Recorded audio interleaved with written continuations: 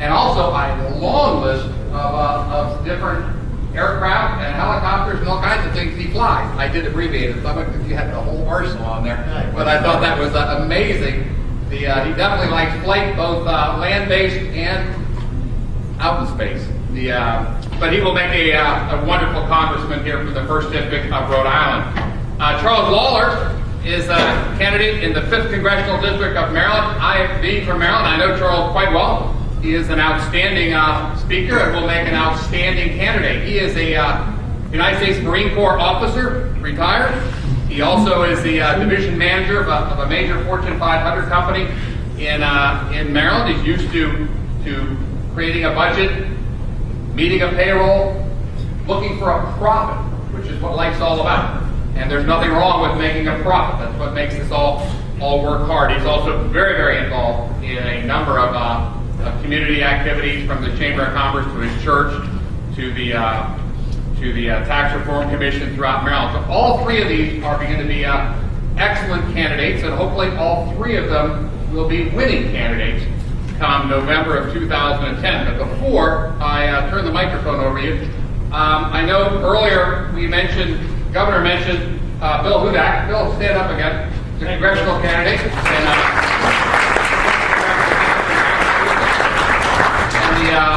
And are there any other congressional candidates? Mark Zakari, the 2nd Congressional District, Rhode Island. Mark?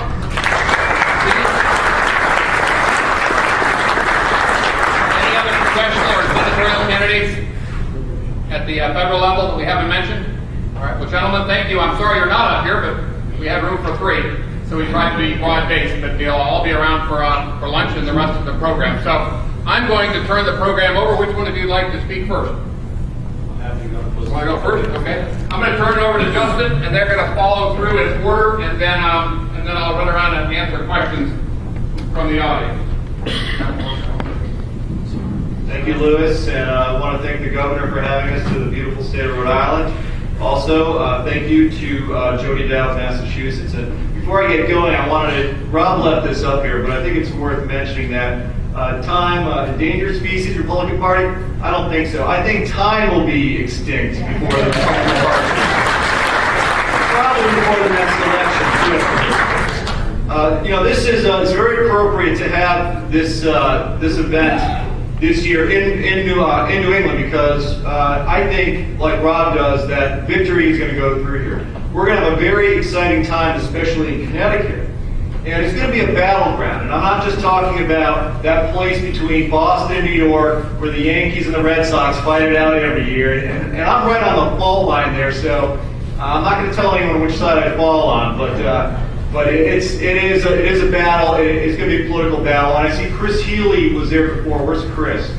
Chris is going to make sure that the folks in Connecticut, he's our Republican chair in Connecticut, that the folks in Connecticut don't forget that our state legislature this year is heaping on a whole bunch of taxes and higher fees because they're not willing to bring down the cost of government. And that's going to be really something that we're going to be looking to capture some of that excitement. Now, we also heard from Rob Simmons, of course, and he's running against Chris Dodd. And Chris Dodd has the lowest approval rating in the 5th District. And that's where I'm running against a guy by the name of Chris Murphy. In fact, the 5th District is the 2nd most Republican district in New England.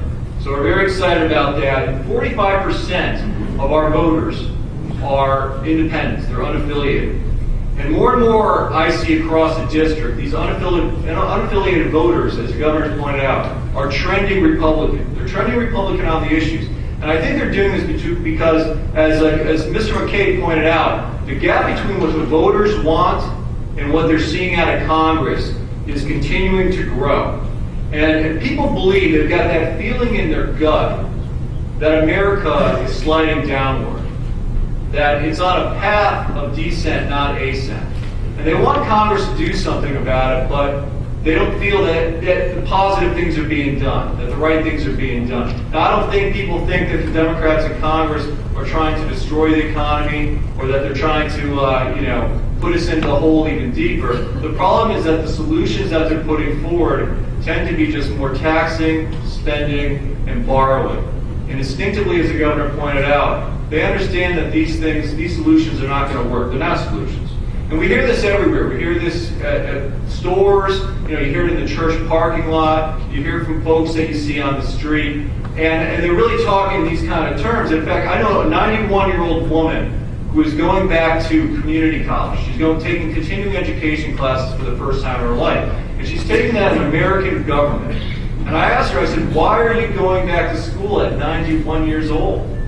And she's quite spry, and I think the question might have offended her, but she understood what I was getting at. And she said, because I want to understand why the government is behaving like this.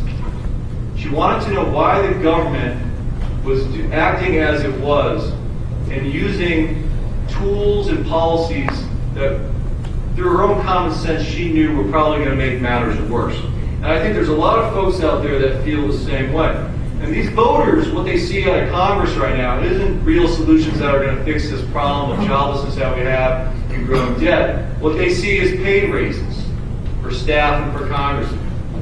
What they see is Congress taking care of the too big to fails, who ought to be let to fail, instead of small businesses who can't get loans. And they see a health care bill being forced down their throat. And usually I bring the health care bill, H.R. 3200, about yay big, and I bring it for effect to show folks, but I didn't bring it this time. There wasn't room in the car. We're on the road, and but it's really something to look at. And people understand that it's being forced down their throats. And they also see a Congress that's just going along with the Nancy Pelosi agenda. And in the 5th District of Connecticut, we have all these independent voters, but I'm running against a gentleman who votes with Nancy Pelosi 98% of the time. 98% of the time he's voted with Nancy Pelosi. And I don't know how that's possible, because I don't even believe I agree with my own wife 98% of the time. And Jenny's over there, and she's giving me kind of a look. I mean, I agree with her 98% of the time if she tells me to. But clearly they're asking for more from Congress. And they're asking for specific goals. Specifically, they want sensible health care reforms that are incremental, that are going to reduce costs and expand access. They don't want a big bill all at once. They say they want to reduce government waste and earmarks. They're not seeing that done either. They say they want new energy sources that lower the cost of energy. I know in Connecticut we have the second highest cost of electricity in America. Hawaii's number 1. And I can think of a lot of things that you want to be second to Hawaii in. Beaches and what have you, but it's not electricity costs. And finally, they want reasonable tax rates. Businesses especially. And no one's out there crying saying, hey, look, we want to pay half as much in taxes. I mean, some people are. But most Americans are saying, how about some modest tax cuts? Or how about just not raising my taxes? So they're being very reasonable in their demands, but they're not getting these from Congress. And so most importantly, though, they want to see job creation in the private sector. And I think it's funny, recently we hear a lot of talk about a jobless recovery. And this it'd be funny if it wasn't sad, a jobless recovery. And I talk to people and I say, this is like a foodless meal. How about a roofless house? So we gotta talk about jobs, and I'll be quick here, Louis, just one more minute. Basically, our goals, as Mr. McKay pointed out, are the voters' goals. And we need to emphasize these as we go forward. And one last thing, we sat around a little bit downstairs last night, towards the end of the night, and what I was really heartened by, folks from Massachusetts, Rhode Island, who have kind of tough slog lately, saying they weren't talking about if they could win, they were talking about how they could win. And I think that's important, and that should really be the theme of this conference isn't if we're going to win, because I think we're going to pick up a lot of seats. It's how we're going to win, and how we're going to leave a better place. I'm an Eagle Scout, and as the governor pointed out, folks want to leave a better place to their kids, to their families, and if we have that message, we're definitely going to pick up a whole lot of seats. Leave the place better. That ought to be our motto.